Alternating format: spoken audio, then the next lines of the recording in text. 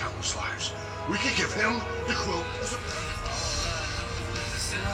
Oh, I'm so excited. Our father killed his mother and tried to kill him. I'm sorry, Kobo's killing his cousin. You will never return to Earth. We're looking for the legendary Kevin Bacon. Just set that tracks.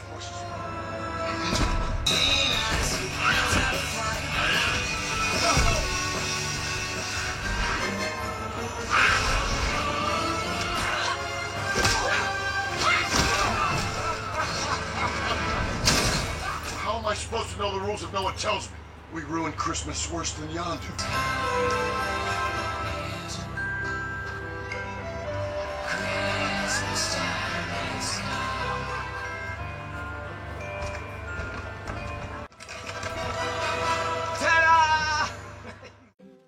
Halo, welcome back to Me Time Movie. Apa kabar teman-teman Me Time Movie semua? Ya, tak terasa Natal sudah dekat ya. Jadi, Mimin mau menceritakan sebuah alur cerita film spesial Natal yang dibuat oleh Marvel yang berjudul Guardians of the Galaxy Special Holiday. Ya. Film ini berdurasi 45 menit, di mana menceritakan kisah perjalanan Drax dan juga Mantis yang sedang berusaha untuk memberikan hadiah terbaik untuk temannya Star-Lord aka Peter Quill. Seperti apa keseruannya? Langsung saja kita simak setelah yang satu ini. Silakan.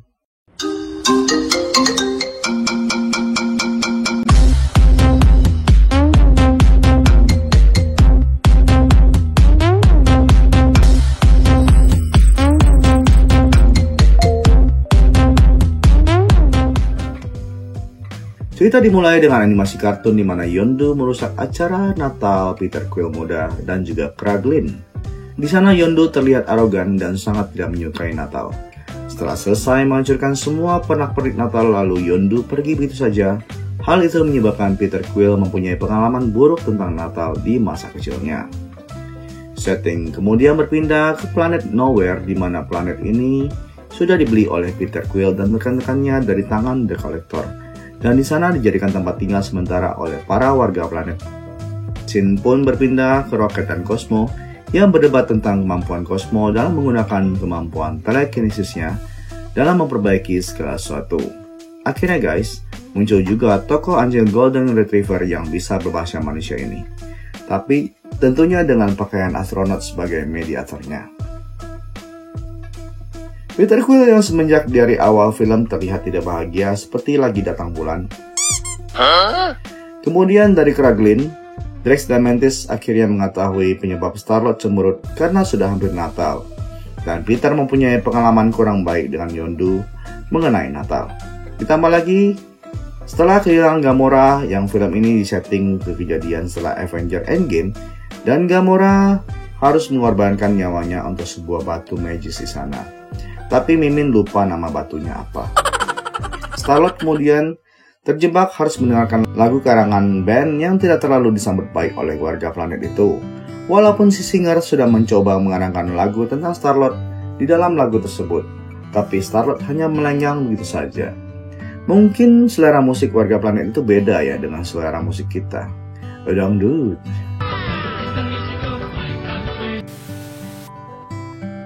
Di sisi lain, Drax dan Mantis sedang merencanakan memberikan hadiah kejutan Natal untuk Peter Quill. Yang tanpa berlama-lama, akhirnya mereka memutuskan untuk memberikan Peter Quill hadiah seorang manusia yang sangat diidolakan oleh Peter Quill masa remajanya, yaitu Kevin Bacon. Well, on my planet, a great hero named Kevin Bacon teaches an entire city full of people with sticks up their butts that dancing. Yang saat ini sedang berada di bumi. Walaupun target mereka adalah bumi, tapi itu tidak menjadi masalah bagi mereka. Kalau teman-teman semua adalah penggemar film Guardians of the Galaxy, tentu saja sudah familiar dengan lompatan-lompatan yang dilakukan dalam menembus beberapa galaksi sekaligus. Tanpa berlama-lama lagi, lalu mereka langsung terbang ke rumah Kevin Bacon, yang ternyata kedatangan mereka membuat seluruh penduduk bumi panik dan ketakutan. Karena si Drax guys lupa menyalakan mode stealth pesawat mereka. Why are they staring? See that you just did it right now in front of Di bumi ternyata hingar-bingar Natal sudah dirasakan oleh semua penduduk bumi. Mereka merayakan dengan cara yang sangat ekstrim, salah satunya dengan mengadakan pesta cosplay superhero. Di sini Mantis salah memeluk Kapten Steve Rogers, dikiranya itu Steve Rogers beneran. Why is he running away? Lalu dia dan Drax mendapatkan uang karena dikirain mereka sedang cosplay.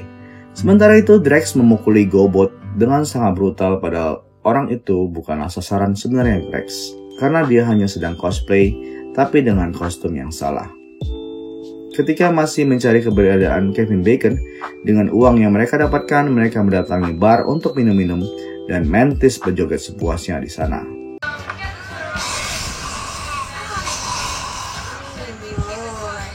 Sayang sekali, pencarian mereka tidak membuahkan hasil. Tidak ada orang yang tahu di mana kediaman Kevin Bacon. Di tengah-tengah keputusasanya, Mantis yang setengah mabok kemudian menghipnotis seorang ibu-ibu yang bermaksud baik memberitahukan mereka alamat Kevin Bacon. Setelah peta di tangannya, dia pun menghipnotis ibu-ibu itu untuk meminta uangnya pula. Aduh si Mantis ini ya. Give me all your money. Tiba di rumah Kevin, mereka ditolak untuk mampir karena Kevin merasa dua orang kocak ini mau ngapain sih? Maksa banget mau ketemuan. Ya udahlah, dia usir saja mereka. Tidak terima tamu. Kemudian Drax melempar Mantis masuk melalui pagar dan mereka menerobos masuk secara paksa sehingga membuat Kevin melarikan diri dari mereka.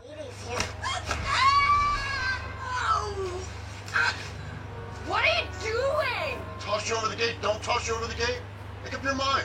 Dan melaporkan hal itu kepada polisi melalui telepon. Akhirnya mereka dengan mudahnya melumpuhkan polisi-polisi yang mengepung mereka.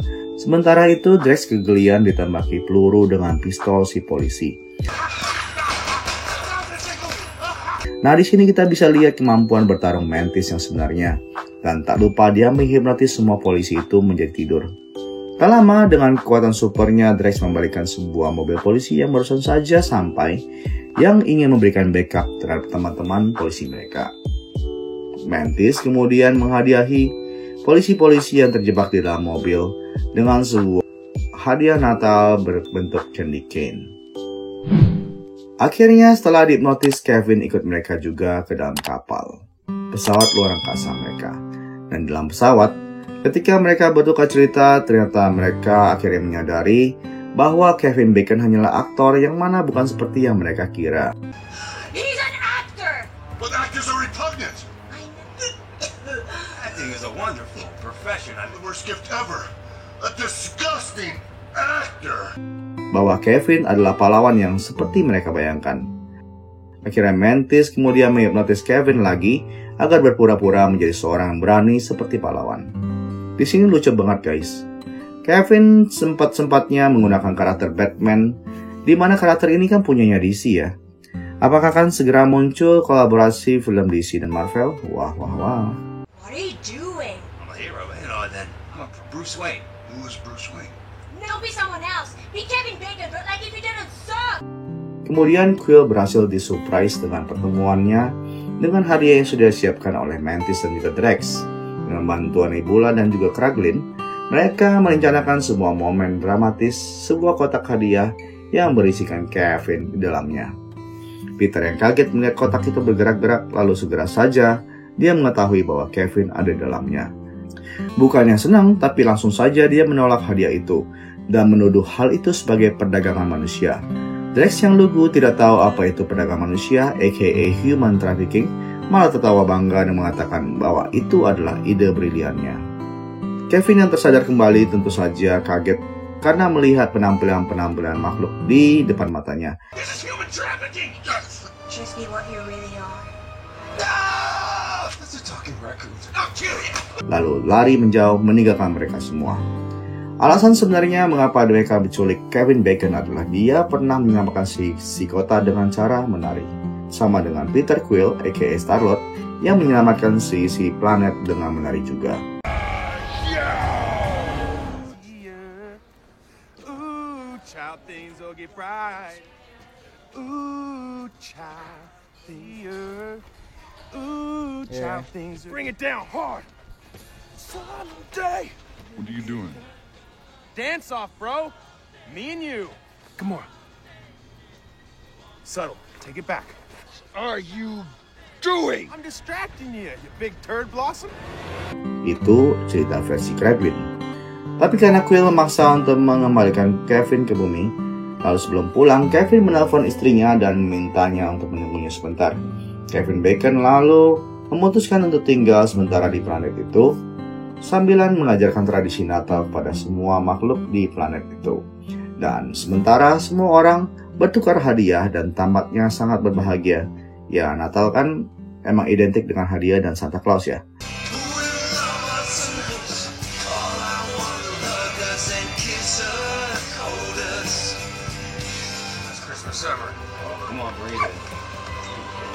Diiringi dengan musik yang dinyanyikan oleh Kevin, mereka semua terlarut dalam suasana haru tukar kado Natal. Ketika hanya berdua saja, Peter menceritakan kisah sebenarnya kepada Mantis di mana Yondu ternyata tidak sejahat itu. Dan Yondu juga menghadiahi senjata yang digunakan oleh Star-Lord, yaitu sepasang pistol.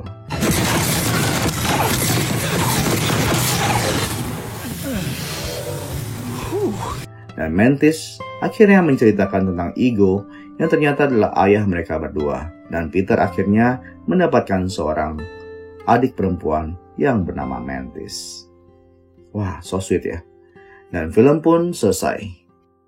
Film ini ditutup dengan perjalanan kartun animasi kapal luar angkasa Yondu dan juga Peter. Yang mana cukup seru sih ya melihat kedekatan ayah angkat dan anaknya ini. Peter kan dibesarkan oleh Yondu ya, tapi sayangnya Yondu sudah meninggoy guys.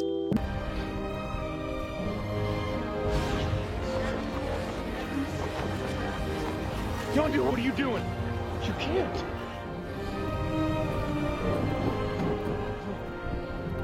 No. No. Oh. Oh no.